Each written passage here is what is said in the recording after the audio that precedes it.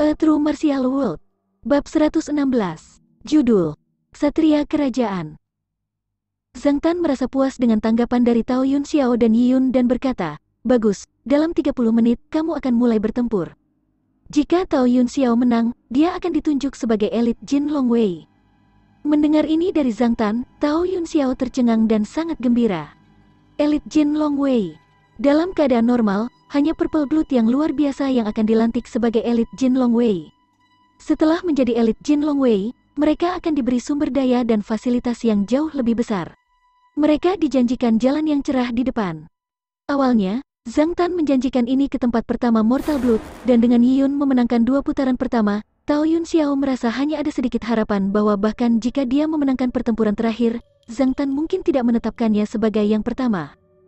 Tanpa diduga, keberuntungan telah menguntungkannya dan Zhang Tan telah berjanji bahwa dia bisa menjadi elit Jin Longwei dengan mengalahkan Yi Yun. Bagaimana mungkin Tao Yun Xiao tidak bersemangat?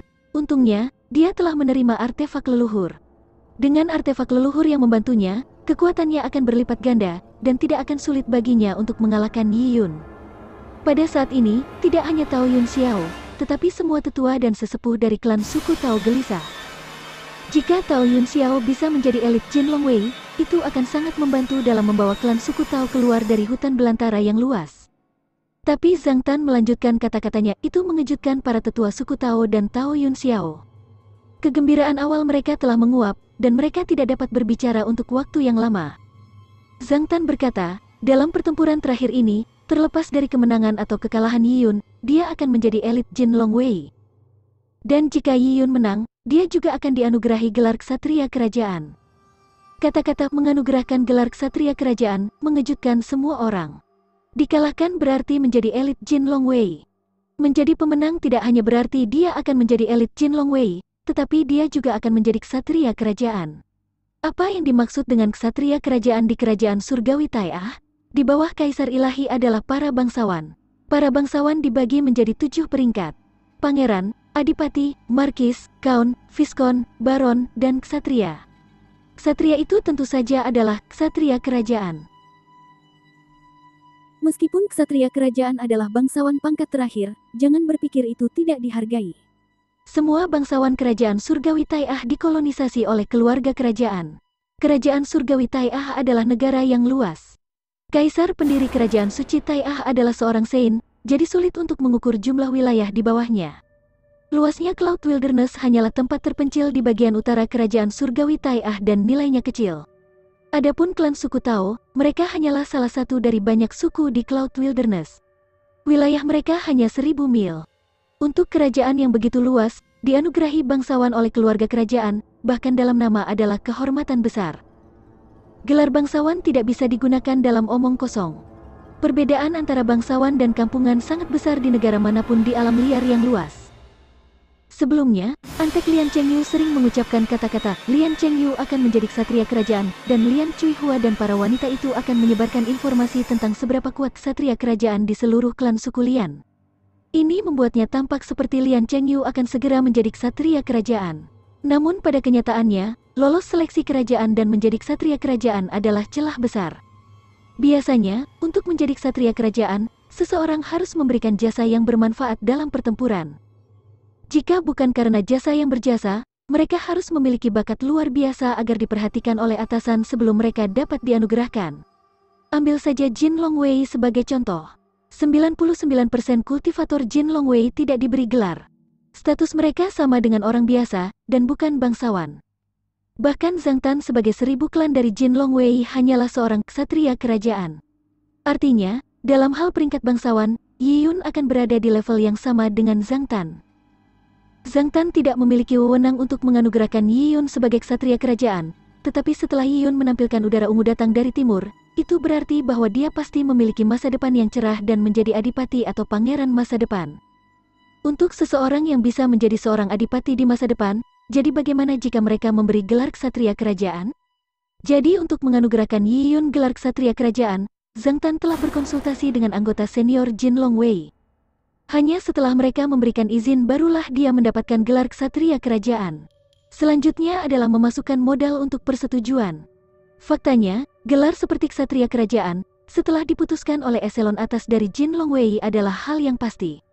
Pergi ke ibu kota untuk mendapatkan persetujuan hanyalah sebuah proses. Selama Yi Yun mengalahkan Master Muda Yun Xiao, dia akan menjadi ksatria kerajaan. Para kultivator klan suku Tao tahu dengan jelas apa yang dimaksud dengan kata ksatria kerajaan. Mereka tidak percaya bahwa anak miskin dari klan suku kecil bisa menjadi bangsawan yang terhormat. Beberapa hari kemudian, mereka harus tunduk pada Yi Yun setelah melihatnya. Ini adalah pemandangan yang memalukan bagi mereka. Cih, itu hanya akan terjadi jika dia mengalahkan Master Muda Yun Xiao. Master Muda Yun Xiao telah memperoleh izin untuk menggunakan artefak leluhur klan suku Tao kita. Dengan artefak leluhur di tangan, Master Muda Yun Xiao akan berhasil dalam segala upaya. Beberapa kultivator klan suku Tao berkata dengan marah. Para kultivator klan suku Tao merasa sulit untuk menerima bahwa gelar seperti itu dapat diberikan kepada rakyat biasa dari klan suku kecil. Mereka sangat bangga tetapi Yi Yun telah menginjak-injak harga diri mereka. Itu benar, agar Yi Yun mendapatkan gelar, dia harus melewati rintangan master muda kita. Artefak leluhur klan suku Tao kita telah membunuh banyak binatang buas kuno, dapatkah Yi Yun menahan artefak leluhur? Gelar ksatria kerajaan membuat semua orang iri, karena gelar ini bukan hanya omong kosong, tetapi juga sesuatu yang dikemas dengan manfaat nyata. Ksatria kerajaan dapat memperoleh sumber daya dari kerajaan suci Tai'ah setiap tahun. Tidak hanya itu, seorang ksatria kerajaan akan menerima sebidang kecil tanah di jantung tengah, di mana mereka dapat membangun rumah mereka. Jangan meremehkan itu, bagi orang-orang di alam liar yang luas, itu adalah daya tarik yang mutlak. Biasanya, kekayaan seorang ksatria kerajaan cukup bagus. Karena seorang ksatria kerajaan kuat, dia memiliki status terhormat. Karena itu, banyak yang akan datang untuk berlindung di bawah ksatria kerajaan, menyerahkan banyak harta benda mereka untuk menjadi pelayan ksatria kerajaan. Banyak wanita muda yang cantik akan berlomba untuk mengabdikan diri, menjual tubuh mereka kepada ksatria kerajaan dan melayaninya. Jika mereka beruntung diperhatikan oleh tuannya, mereka bisa menjadi gadis kamar atau selir. Itu akan menjadi berkat yang luar biasa. Ini adalah situasi saat ini dari dunia yang kacau balau ini. Rakyat jelata menjalani kehidupan yang sulit di dunia ini. Dengan bersandar pada pohon besar, bahkan jika mereka menjalani kehidupan perbudakan dan tanpa kebebasan, hidup mereka akan mudah. Apa yang disebutkan Lian Chengyu sebelumnya tentang klan keluarga adalah ini. Jika dia menjadi ksatria kerajaan, dia bisa memiliki sebagian kecil wilayahnya. Dia bisa menerima pelayan dan wanita cantik dan menikmati kekayaan yang luar biasa. Janji yang tidak jelas ini telah membuat orang-orang dari klan suku Lian bersemangat. Kepada orang-orang yang menderita ini, untuk dapat mengikuti Lian Chengyu ke jantung pusat kerajaan surgawi Tai'ah, mereka dapat bertahan melalui kerja keras mereka, tanpa takut kelaparan, wabah penyakit, atau serangan dari binatang buas. Hari-hari seperti itu akan menjadi seperti surga. Sekarang, mimpi Lian Chengyu telah hancur seperti tubuhnya. Tidak akan pernah terwujud. Ironisnya, tujuan ambisius Lian Chengyu diwujudkan oleh Yi Yun. Setelah Yi Yun menjadi ksatria kerajaan, dia bisa membawa sekelompok orang ke negerinya di pedalaman. Dia bisa membangun rumahnya, menerima pelayan dan menjadi bangsawan sejati. Pikiran tentang seorang bangsawan berusia 12 tahun membuat banyak orang cemburu. Itu hanya bisa digambarkan sebagai masa depan yang cerah. Ditambah dengan fakta bahwa Yi Yun tampan, jika dia menjadi ksatria kerajaan, bahkan banyak gadis dari klan suku Tao akhirnya akan mengagumi Yi Yun. Para penggemar Huya dan Tao Yun Xiao bahkan mungkin akan berpaling dari kekasih mereka dan memilih Yi Yun sebagai salah satu pengagumnya. Ini adalah kekuatan dari gelar ksatria kerajaan. Tao Yun Xiao sangat iri sehingga ususnya berubah menjadi hijau. Dia awalnya berpikir bahwa mengalahkan Yi Yun untuk menjadi elit Jin Longwei adalah kehormatan besar. Tapi secara langsung, janji Zhang Tan kepada Yi Yun tanpa ampun menghancurkan harga dirinya.